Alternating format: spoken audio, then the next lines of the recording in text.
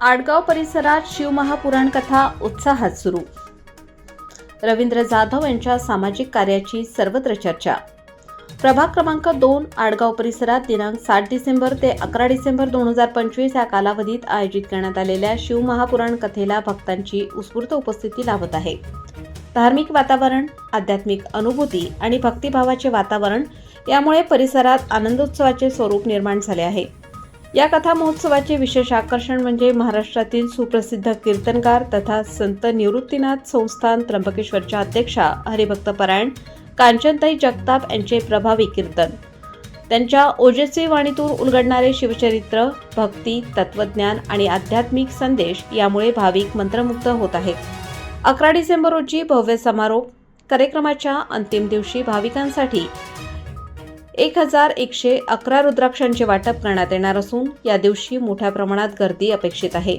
शिस्तबद्ध व्यवस्था आणि उत्तम नियोजनामुळे भक्तांना कोणतीही अडचण येऊ नये याची विशेष काळजी आयोजकांकडून घेतली जात आहे. या धार्मिक सोहळ्याचे आयोजन नाशिक राष्ट्रवादी काँग्रेस शहर सरचिटणीस व साई श्रद्धा बिल्डर्स अँड लँड डेव्हलपर्सचे संचालक रवींद्र दत्तू जाधव आणि त्यांच्या पत्नी कविता रवींद्र जाधव यांनी केले आहे. धार्मिक कार्यक्रमासोबतच जाधव दाम्पत्य वर्षभर महिलांसाठी मार्गदर्शन शिबिरे, आरोग्य तपासणी, सांस्कृतिक कार्यक्रम आणि गरजूंसाठी मदत कार्य असे अनेक उपक्रम सातत्याने राबवत असल्याने त्यांचे कार्य कौतुकास्पद मानले जात आहे. कोरोना काळातील मदत कार्य सर्वांच्या स्मरणात. संकट काळात घरोघरी जाऊन नागरिकांना अन्न, औषधे आणि आवश्यक साहित्य पुरवत जाधव दाम्पत्याने केलेले मदत कार्य आजही परिसरात स्मरणात आहे. त्यामुळे आज हेच आमचे भावी नगरसेवक अशी चर्चा नागरिकांमध्ये सुरू आहे. धार्मिक कार्यक्रमांची सुंदर आखणी, शिस्तबद्ध व्यवस्था, आध्यात्मिक अनुभव आणि समाजहिताचे कार्य या सर्व गोष्टींमुळे आडगाव परिसरातील शिवमहापुराण कथा सध्या सर्वत्र चर्चेचा विषय ठरली आहे. सर्व प्रेक्षकांचे स्वागत. आता सध्या आपण आडगाव परिसरात आलेलो आहोत. येथे 5 दिवस शिव महापुराण कथेचं आयोजन करण्यात आलं आहे आणि महाराष्ट्रातील सुप्रसिद्ध कीर्तनकार कांचनताई जगताप यांच्या या हस्ते म्हणजे या कार्यक्रम राबवला जाणार आहे. आणि आपल्यासोबत याच कार्यक्रमाचे आयोजक रवींद्र जाधव आहेत. आपण त्यांच्याकडनं कार्यक्रमाविषयी अधिक माहिती जाणून घेऊया.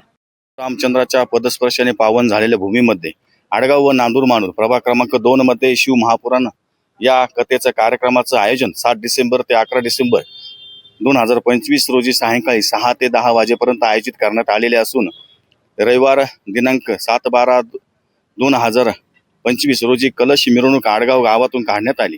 या मिरवणुकीत आडगावचे व विंचुरगोळी गावाचे भजनी मंडळ व बंधू आणि भगिनींनी जास्त कीर्तनकार हबप व निवृत्तीनाथ देवस्थानच्या अध्यक्षा त्र्यंबकेश्वर सौ कांचनताई जगताप यांनी या कथेचं म्हणजे कथाकार म्हणून त्यांनी या कार्यक्रमाची प्रारंभ केलेला आहे आडगाव येथे. आणि जास्तीत जास्त भाविकांनी या कार्यक्रमाचा लाभ घ्यावा. तसेच गुरुवार दिनांक 11 डिसेंबर 2025 रोजी 1111 रुद्राक्ष वाटप व महाप्रसादाचं आयोजन केलेलं आहे. तरी सर्व जास्तीत जास्त आडगाव नांदूर मानूर प्रभागातील बंधू आणि भगिनींनी या महाप्रसादाचा व रुद्राक्ष वाटपाचा आनंद व लाभ घ्यावा आणि जास्तीत जास्त संख्येने उपस्थिती राहून या कार्यक्रमाची शोभा वाढवावी. आणि सायंकाळी साधारण 6 ते 10 वाजेपर्यंत असा कथेचं टायमिंग आहे. आणि दररोज जे 11 जोडपे आहे त्यांच्या हस्ते या कार्यक्रमाचं आरतीचे जे मानकरी आहे त्यांना बेलाचं एक वृक्ष म्हणून आपण सत्कार मूर्ती म्हणून आपण देण्यात येत आहे दररोज. आणि सर्वांनी जास्तीत जास्त संख्येत सहकार्य करायला उपस्थित राहावे. धन्यवाद. नक्कीच सर, तुम्ही सांगितल्याप्रमाणे अतिशय सुंदर हा कार्यक्रम होणार आहे. फक्त हा कार्यक्रमच नाही तर वर्षभरात तुम्ही अनेक कार्यक्रम राबवता. फक्त तुम्हीच नाही तर तुमच्या पावलावर पाऊल ठेवून तुमच्या पत्नी म्हणजेच कविता जाधव देखील या चांगल्या कार्य करत आहेत. महिलांसाठी वेगवेगळ्या कार्यक्रमांचं आयोजन करत आहेत.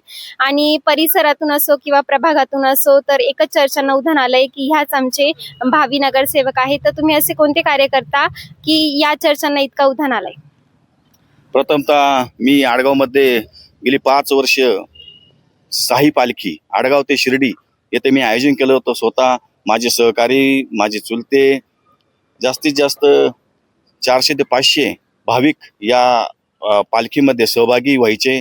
त्यानंतर नवरात्र उत्सव, गणपती उत्सव आणि शिवजयंती या कार्यक्रमामध्ये फार सिंहाचा वाटा माझा आणि माझ्या पत्नीचा आणि माझ्या कुटुंबाचा, मित्रपरिवाराचा नेहमी राहतो आणि राहणार. नक्कीच सर, तुम्ही सांगितल्याप्रमाणे की तुम्ही वर्षभरात अनेक कार्यक्रमांचं आयोजन करता. तर हा झाला आनंदाचा क्षण. आणि दुःखाची गोष्ट सांगायची झाली तर गेल्या 5 वर्षांपूर्वी जी महाभयंकर परिस्थिती आली होती, कोरोनासारखा काळ आला होता, सर्वीकडेच लॉकडाऊन लागलं होतं, तर त्या काळी तुम्ही सर्वसामान्य नागरिकांना कशा प्रकारे मदत केली होती? अतिशय छान असा विषय, अतिशय सुंदर असा प्रश्न मला विचारला. खरंच भुजबळ साहेबांनी ज्यावेळेस अन्न नागरी पुरवठा मंत्री होते त्यावेळेस मी म्हणजे आज पण राष्ट्रवादी काँग्रेस पार्टीचा नाशिक शहर संघटक या पदावर कार्यरत असताना भुजबळ साहेबांनी आडगाव येथे जे स्वस्त रेशन धान्य दुकान आहे त्या माध्यमातून मला जनतेची सेवा करण्याची व जनतेपर्यंत जास्तीत जास्त जनतेला धान्य वाटप सुरळीत कसे लोकांपर्यंत पोहोचावा या माझ्यावर जबाबदारी दिली आणि मी ती पार पाडलेली आहे. तुम्ही सांगितल्याप्रमाणे की कोरोना काळात तुम्ही सर्वसामान्य नागरिकांपासून तर ते अनेक मोठ्या पदांवर नागरिकांना देखील मदत केली आहे. आपण बघू शकतो की अधिकारी, कर्मचारी किंवा पदाधिकारी हे कोरोना काळात सर्वच घरी होते, मात्र तुम्ही घरोघरी जाऊन नागरिकांना मदत पुरवण्याचे प्रयत्न केले आणि तुमच्या याच कार्याची दखल घेऊन तुम्हाला नागरिक नक्कीच नगरसेवक पदावर बसवतीलच आणि प्रभाग क्रमांक 2चा तुम्ही विकास नक्कीच करालच. आणि तुम्ही आम्हाला जी माहिती दिली त्याबद्दल नाशिक लोकशाही न्यूज तर्फे तुमचे धन्यवाद. तसेच आडगावमध्ये कबड्डी स्पर्धा नाशिक शहरी भागाच्या वतीने आडगाव व्यायाम शाळेमध्ये ज्यावेळेस कृषी खातं ॲडव्होकेट माणिकराव कोकाटे असताना यांच्या उपस्थितीमध्ये मी कबड्डी स्पर्धा इथे आडगाव व्यायाम शाळेमध्ये इथे राबवण्यात आलेल्या होत्या. त्यानंतर क्रिकेट स्पर्धा EPL जे आडगावचं आगळं वेगळं असं नवीन ऊर्जा असं आशास्थान आणि असा खेळ इथं भरवण्यात येतो त्याचा बी मानकरी म्हणजे मला बक्षीस स्वरूपात मी यांना IPL मध्ये मदत करतो. आणि त्यानंतर कबड्डी जे खेळाडू आहे आडगावमध्ये जास्तीत जास्त आडगाव हे कबड्डीचं माहेरघर ओळखलं जातं. त्या युवकांना मी कबड्डीचं किट वाटप करण्यात आलेलं आहे. असं